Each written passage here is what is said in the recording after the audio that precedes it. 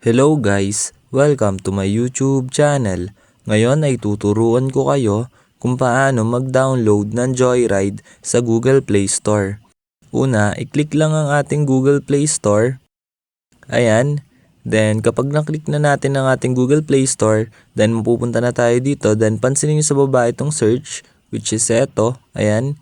Then i-click lang natin yan. Then kapag na-click na natin, ayan, pansinin nyo naman sa taas itong search bar, which is eto. Then i-click lang natin yan.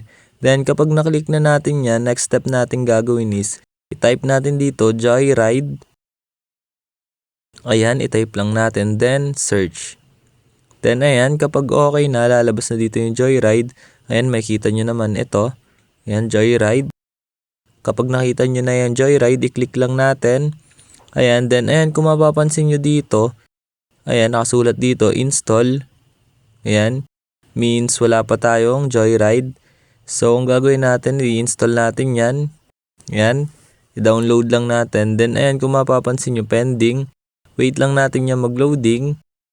Ayan, wait natin mag 100%. Ayan, kung mapapansin nyo, 2% na siya. Then 7. Then wait natin siya mag 100%.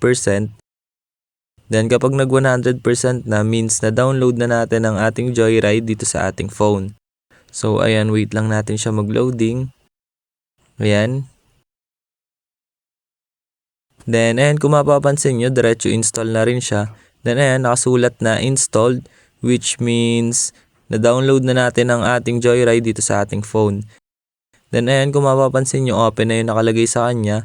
Means na-download na nga natin. Ayun, ganun lang na mga dali mag-download ng Joyride dito sa Google Play Store. Ayun lang. Thanks for watching. Subscribe me for more videos like these. Thank you.